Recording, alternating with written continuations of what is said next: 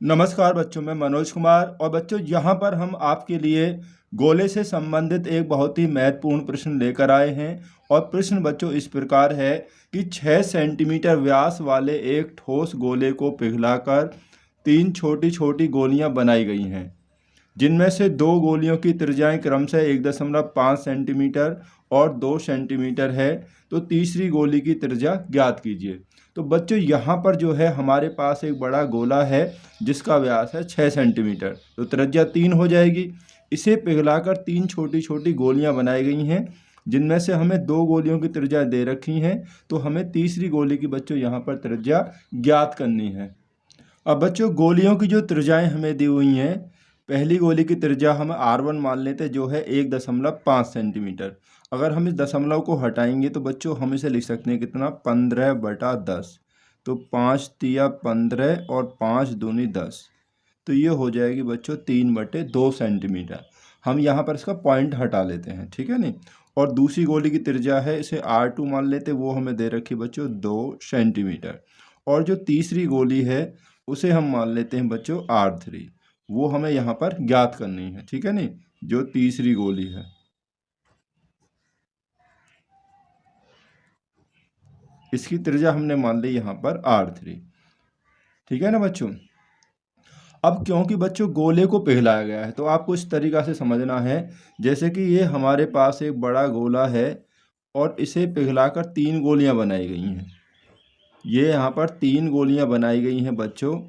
तो इन तीनों गोलियों का जो आयतनों का जो योगफल होगा ना, वो बच्चों इस बड़े गोले के आयतन के ही क्या होगा, बराबर होगा। तो यहाँ पर हमें यही कंसेप्ट पूरा करना है कि गोले का आयतन बराबर होगा तीनों गोलियों का आयतनों के योगफल के बराबर।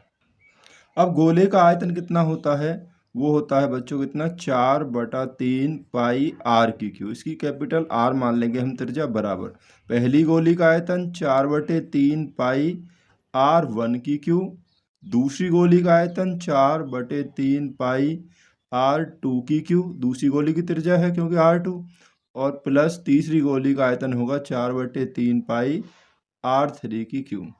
यानी कि गोले का आयतन बराबर होगा बच्चों तीनों गोलियों की आयतनों का योगफल, ठीक है ना। या हम इसको ऐसे लिख सकते हैं 4/3 पाई, इसकी जो त्रिज्या है अभी बाद में रखेंगे बच्चों। अभी हम यहाँ पर आप देखेंगे 4/3 पाई यहाँ भी है, यहाँ भी है और यहाँ भी है, सभी में है। तो आप कॉमन ले सकते हैं बच्चों, 4/3 पाई ये कॉमन ले लिया। तो यहाँ आपके पास बचेगा R1 की क्यू, यहाँ पर बच्चों R2 की क्यू, और यहाँ पर बचेगा R3 की क्यू, ठीक है ना बच्चों। ये आपके पास बच जाएगा। अब हम देखिए, यहाँ इससे ये कैंसिल हो जाएगा, 4/3 पाई से आप 4/3 पाई कैंसिल कर लेंगे। अब यहाँ आपके पास बचा बच्चों R की 3, कैपिटल R की 3 बराबर यहाँ R1 की क्यू प्लस R2 की क्यू और प्लस बच्चों R3 की क्यू। ये हो गया हमारे पास। अब गोले की जो त्रिज्या है वो कितनी है, हमारे पास 3 है, क्योंकि व्यास 6 था तो त्रिज्या हो जाएगी 3, तो बराबर R1। तो R1 कितना है हमारे पास, पहले गोले की त्रिज्या ये है बच्चों 3/2 और दूसरे की है 2, तीसरी हमें निकालनी है। तो यहाँ पर हम रख देंगे 3/2 की पावर 3। यहाँ R2 जो हमारे पास वो 2 है बच्चों, यहाँ पर 2 की पावर 3 और प्लस R3 की क्यू, क्योंकि R3 तो आपको ज्ञात करनी है, ठीक है ना बच्चों। तो यहाँ पर R यानी कि 3 की घात 3 27 हो गया, और यहाँ पर बच्चों हो जाएगा 27/8 हो जाएगा घन करने पर।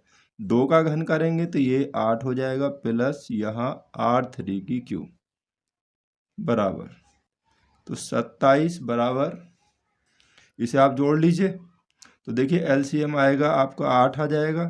तो 27 प्लस 8 8 64 प्लस R3 की क्यू, इसको ऐसे रहने देंगे, बराबर 27 बराबर, इसे जोड़ लेंगे।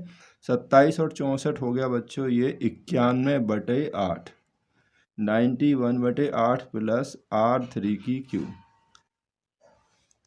अब आप इसको धर ले आइए, जो हम इसे लाएंगे तो ये हो जाएगा 27 माइनस 91/8, प्लस का इधर आकर माइनस हो जाएगा, बराबर R3 की क्यू। तो यहाँ पर एलसीएम 8 ले लिया, क्योंकि माइनस करना है, भिन्न वाली संख्या ना बच्चों, माइनस करना है एलसीएम लेकर। यहाँ 1 मान लीजिए, 1 का यहाँ पर 8 बार जाएगा, तो 8 सत्ते 56, 8 दूनी 16 और 5 21, यानी कि 216 माइनस 8 से 8 कैंसिल हो गया, 91 बराबर R3 की क्यू। या हम निकालेंगे बच्चों R3 की क्यू बराबर, यहाँ पर क्यू है बराबर, इसमें से माइनस करेंगे तो कितना बचेगा, ये बच्चों बचेगा 125/8। ठीक है, 125/8 बच गया। अब यहाँ R3 है, ठीक है, यानी कि R3 की पावर 3 है। अगर हम R3 यानी कि R का मान निकाल रहे हैं, 3 तो हमने ऐसे लिया है कि ये इसको शो किया है, तो बराबर 125/8। इसका बच्चों क्या निकालेंगे, घनमूल निकालेंगे। ठीक है ना, घनमूल निकालेंगे। जब यहाँ R² होता तो वर्गमूल, और R3 है तो इसका निकालेंगे घनमूल। तो यानी कि बच्चों R3 बराबर 125 का वर्गमूल कितना आएगा, नहीं 125 का घनमूल यानी क्यूब रूट, तो बच्चों ये 5 होगा, और 8 का जो घनमूल है क्यूब रूट वो आता है कितना बच्चों, 2 आता है।